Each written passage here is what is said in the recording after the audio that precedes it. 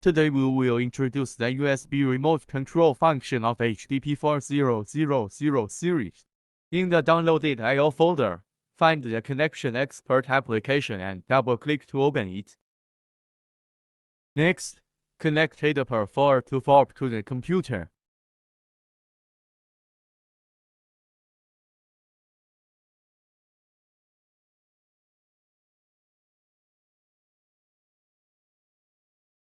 The check mark will be displayed after the connection is successful. That is, the computer has identified the device.